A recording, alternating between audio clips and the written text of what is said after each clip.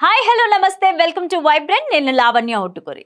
Big Boss హౌస్లో శేఖర్ భాషకి శనివారం బిడ్డ పుట్టాడంటూ గుడ్ న్యూస్ చెప్పారు నాగార్జున. ఆదివారం ఆడియన్స్కి మాత్రం బ్యాడ్ న్యూస్ చెప్పారు. అసలు ఊహించని విధంగా శేఖర్ భాషను ఇంటికి పంపేశారు.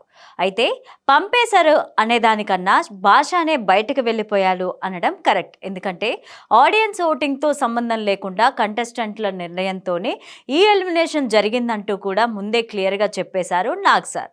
సో బిగ్ బాస్ హౌస్లో సండే అంటే ఫండే అంటూ చెప్తారు, కానీ నిజానికి ఆ రోజే కాస్త ఎమోషనల్గా ఉంటుంది. ఎందుకంటే అప్పటి వరకు హౌస్లో తమతో పాటు ఉన్న కంటెస్టెంట్ ఒకరు ఆదివారం హౌస్లోకి గుడ్ బై చెప్పి వెళ్ళక తప్పదు. ఇక బిగ్ బాస్ సీజన్ 8లో రెండో వారం ఆడియన్స్కి షాక్ ఇస్తూ శేఖర్ భాషను ఎలిమినేట్ చేశారు నాగ్. నిజానికి ఈ వారం ఓటింగ్ పరంగా చూసుకుంటే శేఖర్ భాష క్లియర్గా సేఫ్లో ఉన్నారు. కానీ బిడ్డ పుట్టిన ఆనందంలో వాడిని చూడాలనే ఆతృతతో బిగ్ బాస్ హౌస్ నుంచి తనని తానుగా శేఖర్ భాష బయటకు వచ్చేశాడనే చెప్పాలి. కానీ అలానే చెప్తే బాగోదు కదా అని నాగార్జున ఎలిమినేషన్కి బిగ్ ట్విస్ట్ అంటూ కాస్త నటనం చేశారు. వెళ్తూ వెళ్తూ శేఖర్ భాష మాత్రం ఎలాంటి నటనం చేయకుండా ఉన్నది ఉన్నట్లుగా కుండబద్దలు కొట్టి వెళ్ళిపోయాడు. ఆ విశేషాలు ఇప్పుడు చూద్దాం. బిగ్ బాస్ హౌస్లో ఎలిమినేషన్ అంటే అది ఆడియన్స్ ఓటింగ్ ప్రకారం మాత్రమే జరగాలి. అయితే అస్తమానం అదే జరుగుతుందా అంటే కొన్నిసార్లు కాదు అని చెప్పాలి. ఎందుకంటే వాళ్ళు ఉంటే ఆడియన్స్ తిట్టుకుంటూ అయినా సరే ఎపిసోడ్ని చూస్తారనే ఫీలింగ్ బిగ్ బాస్ టీంకి కలిగే ఓటింగ్తో సంబంధం లేకుండానే వారానికి వారాలు సేవ్ చేస్తూ ఉంటాడు. గతంలో మోనాల్, లాస్ట్ సీజన్లో శోభా శెట్టి విషయంలో ఇదే పక్కాగా జరిగిందని ఆడియన్స్ కూడా తెలుసు. కానీ ఇలా ఎలిమినేట్ కావాల్సిన వాళ్ళను సేవ్ చేసి ఓటింగ్ వచ్చిన వాళ్ళను పంపేయడం బిగ్ బాస్కి బాగా బ్యాడ్ నేమ్ తెచ్చింది. తాజాగా శేఖర్ భాషను ఎలిమినేట్ చేశాడని 2 వారాలుగా వార్తలు రావడంతో బిగ్ బాస్ను ఆడియన్స్ తెగ ఏకేస్తున్నారు. దీంతో శేఖర్ ఎలిమినేషన్తో పెద్ద ట్విస్ట్ అంటూ చిన్న మెలిక పెట్టాడు నాగార్జున. ఇక ఈ డెసిషన్ చెప్పగానే శేఖర్ అయితే చాలా ఎమోషనల్గా ఆనందపడ్డాడు. ఇది నాకు చాలా అవసరం, దీన్ని పాసిబుల్ చేసిన మీ అందరికీ థ్యాంక్ యూ అంటూ శేఖర్ అన్నాడు. ఇక శేఖర్ వెళ్ళిపోతున్నాడని సీత, విష్ణుప్రియ బాగా ఎమోషనల్ అయ్యి ఏడ్చారు. కానీ నేను సంతోషంగా వెళ్తున్నా, ప్లీజ్ ఇలా పంపొద్దు శేఖర్ అన్నాడు. అయితే ఇక శేఖర్కి హౌస్ మేట్స్ చాలా ఘనంగా వీడ్కోలు పలికారు.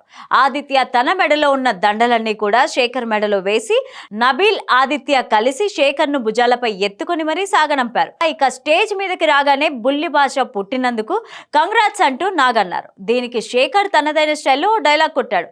అందరికీ బిడ్డ పుట్టాడని డాక్టర్ లేదా నర్స్ చెప్తారు, కానీ నాకు కింగ్ నాగార్జున చెప్పారు అంటూ శేఖర్ భాష అన్నాడు. ఇక వెళ్తూ వెళ్తూ హౌస్లో 3 ఫేక్ 3 రియల్ పర్ఫార్మర్స్ని గుర్తు చేయి అని చెప్పి నాగన్నారు.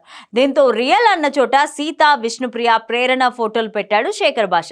వీళ్ళ 3 చాలా ఫేర్, ఉన్నది ఉన్నట్లుగా హార్ట్ నుంచి మాట్లాడతారు. సీత అయితే నా చెల్లి, చాలా రియల్ పర్ఫార్మర్ అని శేఖర్ చెప్పాడు. ఇక విష్ణుప్రియ చాలా ఇన్నోసెంట్, హౌస్లోకి వచ్చే ముందు ఆమె గురించి చాలా చెప్పారు అందరూ, కానీ వచ్చిన తర్వాత చూశాక ఇంత అమాయకురాలా అనిపించింది, ఎలా బతుకుతావో ఏంటో అంటూ శేఖర్ అన్నాడు. అలానే ప్రేరణను కొన్ని విషయాల్లో వ్యతిరేకించిన పర్సన్గా చాలా జెన్యూన్గా అంటూ శేఖర్ చెప్పారు. తర్వాత ఫేక్ పర్సన్స్ ఎవరు అని అడగగానే మొదట సోనియా పేరు చెప్పాడు శేఖర్.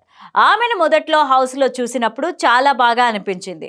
ముఖ్యంగా ఆమె నవ్వు చాలా ప్రశాంతంగా ఉంటుంది. కానీ తర్వాతి రోజు నామినేషన్స్లో మహంకాళి అవతారం ఎత్తేసింది.